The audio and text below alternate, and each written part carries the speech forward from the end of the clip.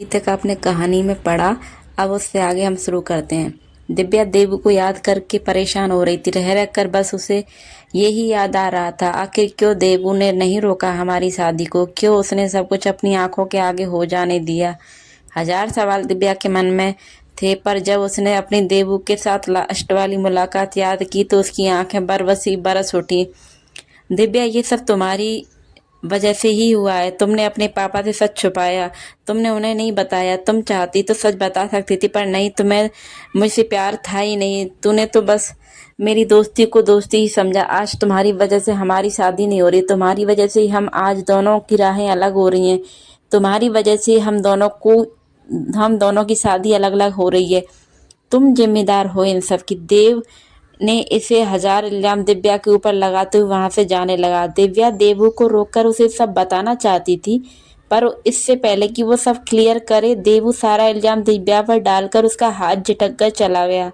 दिव्या ये सब याद करके एक बार फिर से तड़प उठी। दिव्या को आज समझ में नहीं आ रहा था कि वो क्या करे। कई बार उसका मन हुआ कि वो सच बता दे अपने पापा को, लेकिन देव का आखिरी फैसला सुनकर उसे अपने और धनीराम अंकल की दोस्ती की वजह से दिव्या ने अपने प्यार को अपने सीने में ही दबा लिया। दिव्या अभी भी बेड पे बैठी अपने ख्यालों में खोई हुई थी कि उसकी माँ उसे लेने आई और कुछ रस्में थी जो दिव्या के हाथों होनी थी, जिसकी वजह से दिव्या भी ज्यादा कुछ ना कह के चुपचाप उनके साथ चली गई और रात में जो रस्में होनी थी उनको जल्दी निपटा कर वापस अपने रूम में आ गई। वैसे भी उसका सबके बीच मन बहुत दुखी हो रहा था। वो सबके बीच बड़ी मुश्किल से अपने आप से छुपा पाई। फिर भी दिव्या की बुआ ने तो उसकी आंखों की नमी को देख लिया, पर बन्नो अपनी विदाई को लेकर परेशान है, ये सोचकर दिव्या के सिर पर प्यार से हाथ फेर कर रह गई।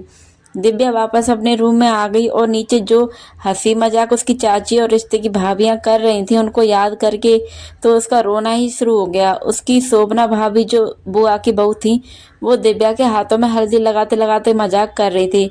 अरे दिव्या वनीसा, आपका चेहरा तो अभी से इतना दमक रहा है और आपके हाथों की मेहंदी का रंग देखकर तो लगता है कि आपका होने वाला बींद आपसे बहुत प्यार करता है। दिव्या उन सबकी बातों से परेशान होकर बोली, भाविशा हमारा सिर दर्द कर रहा है, हमें सोना है, हम सोने जा रहे हैं। दिव्या ऐसा कह के वहां से जाने लगी तो शोभना भाभी ने मजाक करते हुए कहा, हाँ दिव्या, आज की रात और सो लो आराम से, फिर अपने आने वाली बाकी की रातें तो तेरी नींद हराम ही होनी है। वो ऐसा कह के हंसने लगी। दिव्या इन सब से परेशान होकर अपने रूम में आकर रोने लगी। दूसरी तरफ देवू वो अपने दोस्तों के साथ बैठा था। राजस्थान के जयपुर शहर, जिसे गुलाबी नगरी के नाम से जाना जाता है, जयपुर के जौहरी बाजार की तंग गलियों से गुजरकर नाहरगढ़ किले की तरफ जाने वाले रास्ते की तरफ बने हुए शेखावत हाउस किसी महल से कम नहीं था। उस घर की खासियत ये थी कि उसके आसपास बहुत ही तंग गलियां थीं। उन गलियों के बीचों बीच से निकलकर एक बड़े से महलनुमा घर में, जिसमें पूरे ठाट बाट से देवेंद्र शेखावत का परिवार अपने पुश्तैनी हवेली में रुका हुआ था। ये घर इतना बड़ा था कि शादी घर से ही हो रही थी और सारे मेहमान भी घर पे ही ठहरे हुए थे। देवू और दिव्या दोनों के कॉमन दोस्त भी कोलकाता से देवू की शादी में आए हुए थे। देवू का बहुत खास दोस्त था मीत, वो और बाकी आकाश, विनय, प्रियम सभी उसके पास बैठे हुए थे। कुछ लड़कियां थीं जो पूनम और गुंजन के साथ लेडी संगीत में थी। मीत गुस्से से देवू को देखकर बोला, मेरी समझ में नहीं आता है देवू, तू क्यों ये शादी कर रहा है, जबकि हम सब जानते तू और दिव्यांशी एक दूसरे से कितना प्यार करते हो, फिर भी तुम दोनों क्यों अलग अलग शादी कर रहे हो, क्यों चुप हो दोनों। मीत ने अपने दांत पीसते हुए कहा। मीत की बात सुनकर देवू बोला, तू ये बात मेरी तेरी फ्रेंड दिव्या से क्यों नहीं पूछ लेता, क्यों उसने अपने घर वालों को कुछ ना बताया, क्यों अपने ही पापा के आगे उसकी बोलती बंद हो गई, क्यों? देवू ने पूरे दर्द से कहा। क्योंकि दुखी तो देवू भी था। तभी आकाश बोला, यार मेरी तो समझ में नहीं आता ये दिव्यांशी क्यों ये सब छुपा रही है, जबकि हम सब जानते हैं कि पूनम दी की शादी में उसने क्या किया था।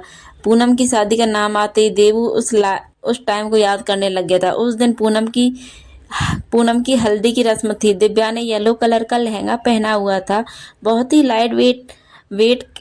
वो सभी औरतों के साथ बैठकर पूनम की हल्दी एंजॉय कर रही थी। कुछ और औरतें आपस में हल्दी लगाने लगी और कुछ अपने पतियों के लगाने लगी। ये सब देख के पूनम की मम्मी ने भी पूनम के पापा को हल्दी से पोत दिया। सभी लोग उस पल को एंजॉय कर रहे थे। दिव्या को भी अचानक से कुछ याद आया।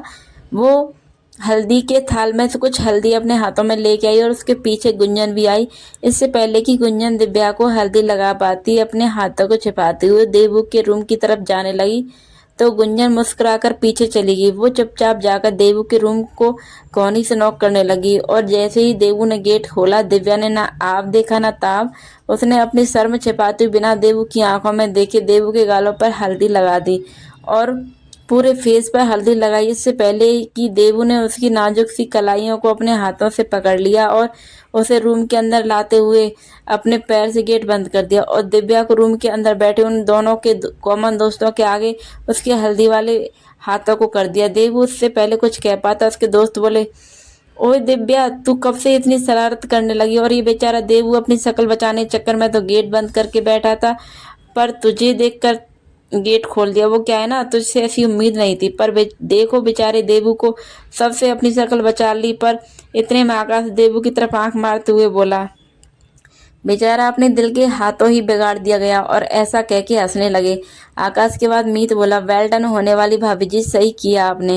ये साला कब से हमको इस कमरे में कैद करके बैठा था, पर अब देखो तुमने सही किया। मीत ने ऐसा कहा तो देवू ने थोड़ा गुस्से वाले टोन में कहा, अबे ओए, मैं तेरा साला ही नहीं हूँ, बल्कि जल्दी ही तू मेरा साला बनने वाला है। वैसे भी ये तेरी बहना आजकल कुछ ज्यादा ही उछल कूद कर रही है, तो इसको समझा दे कि देव ने शेखावत से पंगा ना ले, वरना बहुत जल्दी ये हाथ जल्दी। इतना कह के वो दिव्या की तरफ देखने लगा और बेचारी दिव्या, वो तो शर्म से पानी पानी हुई जा रही थी। आज तो देवू के सारे दोस्तों के सामने उसने देवू को हल्दी लगा दी थी। दूसरा मीत जो उसका भाई पूरी तरह बना देना। हालांकि मीत की कोई बहन नहीं थी तो वो उसे अपनी बहन की तरह ही मानता था, तो आज दिव्या मीत के सामने देवू के साथ ऐसी हरकत कर गई तो ये सोचकर ही दिव्या शर्म से मरी जा रही थी। दिव्या ने पहली बार देवू से मजाक करने की सोची, वो भी उस पर भारी पड़ गया। और दूसरा, देवू के दोस्त उसको जान जान निकाल रहे थे। अब तो दिव्या से वहां एक पल भी नहीं रुका गया। वो शर्माकर अपने हाथों को छुड़ाकर देवू के रूम से भागकर आ गई। आगे की कहानी आप लोगों को नेक्स्ट पार्ट में पढ़ने को मिलेगी। मिलती हूँ नेक्स्ट पार्ट में। जब तक आप लोग प्लीज़ मेरे चैनल को सब्सक्राइब कीजिए, प्लीज़ प्लीज़ मुझे सपोर्ट कीजिए और वीडियो को लाइक और शेयर कीजिए।